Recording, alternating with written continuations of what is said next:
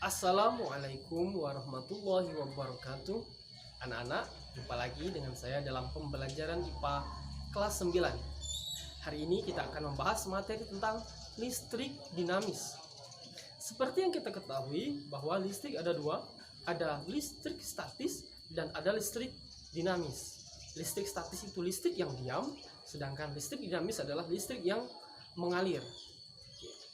Ada beberapa alat dalam rumah tangga yang memanfaatkan listrik dinamis, seperti televisi, kulkas, lampu, dan masih banyak lagi contoh lainnya. Selanjutnya, anak-anak, dalam listrik dinamis ada yang disebut dengan hukum Ohm. Apa itu hukum Ohm? Hukum Ohm mengatakan kuat arus listrik yang mengalir pada suatu penghantar berbanding lurus dengan tegangan dan berbanding terbalik dengan hambatannya. Sehingga pernyataan tersebut dapat dituliskan atau dirumuskan V sama dengan I kali R, atau bisa kita singkat dengan VIR untuk lebih mudah menghafalnya, di mana V adalah tegangan, I adalah kuat arus listrik, dan R adalah hambatan. Nah, anak-anak, apa sih maksud dari arus listrik berbanding lurus dengan tegangan dan berbanding terbalik dengan hambatan? Oke, kita akan lihat tayangan di samping.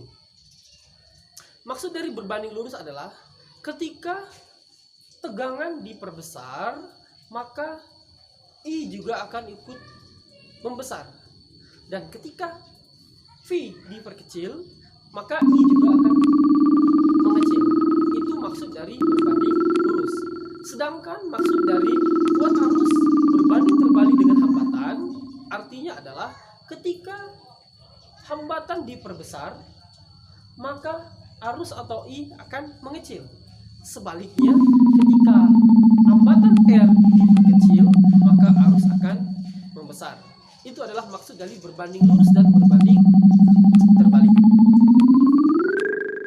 Anak-anak, selain hukum Ohm, dalam listrik dinamis dikenal juga hukum Kirchhoff.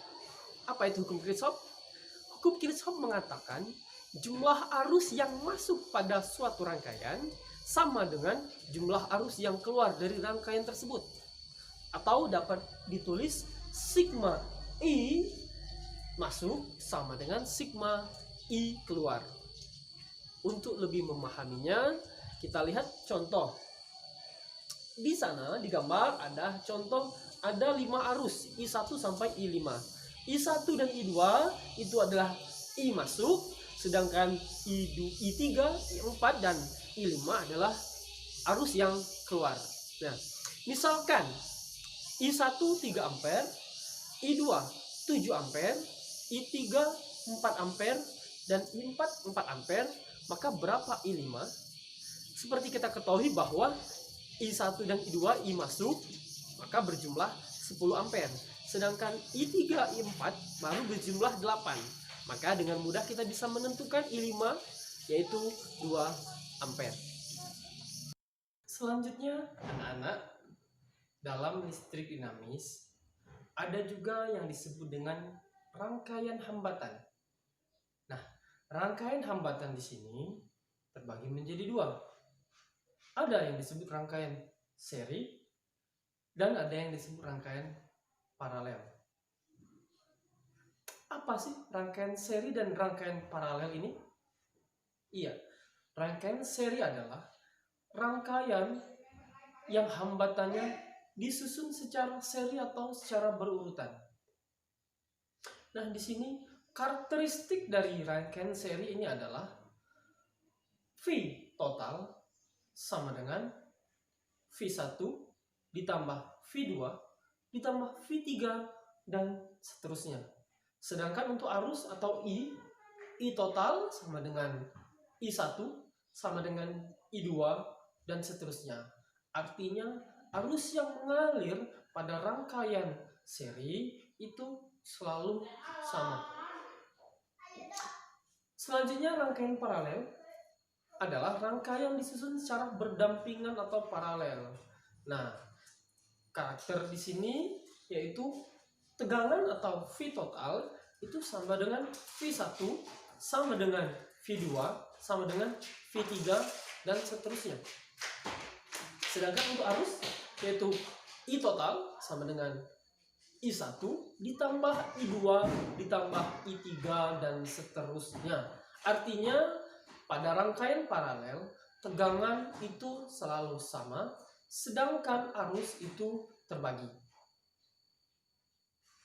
Selanjutnya untuk menghitung hambatan pengganti pada hambatan seri dan hambatan paralel, yaitu untuk hambatan seri yaitu R total atau R seri sama dengan R1 ditambah R2 ditambah R3 dan seterusnya.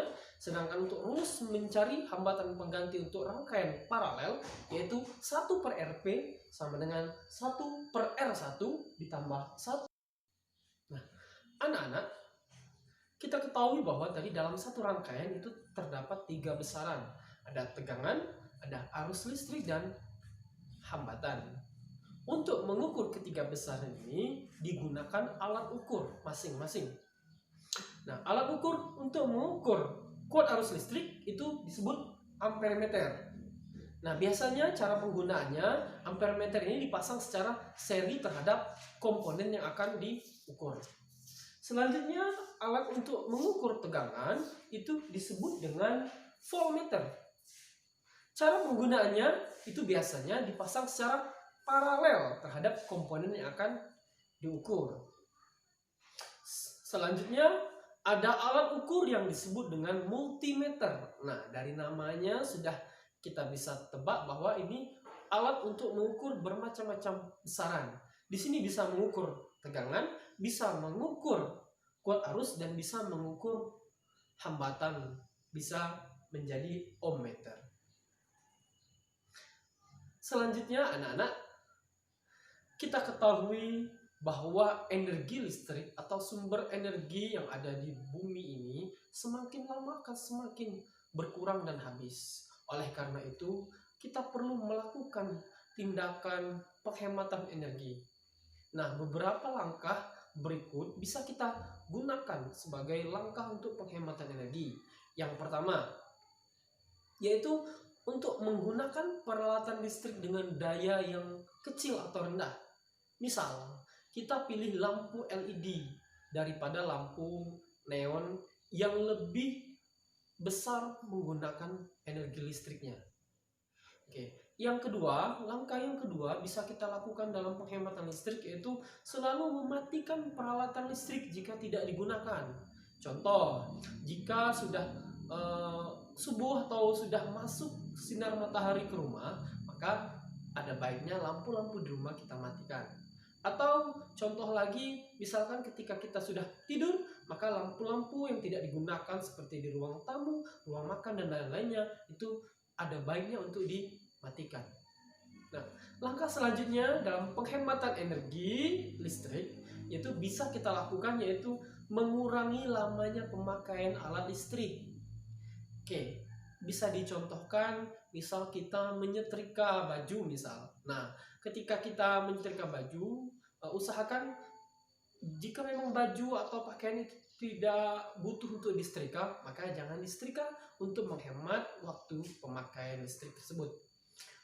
Adapun contoh kegiatan untuk penghematan listrik yang selanjutnya, misalkan mengurangi atau menggunakan alat listrik yang hemat energi. Nah, sekarang sudah banyak alat-alat listrik yang diproduksi oleh produsen itu yang hemat energi. Contoh tadi sudah kita sebutkan bahwa ada lampu dan ada juga televisi LED itu lebih hemat energi daripada TV yang berbentuk tabung. Dan masih banyak lagi contoh lainnya. Oke, anak-anak, mungkin sampai di sini penjelasan Bapak tentang listrik dinamis. Semoga bermanfaat. Saya akhiri, wassalamualaikum warahmatullahi wabarakatuh.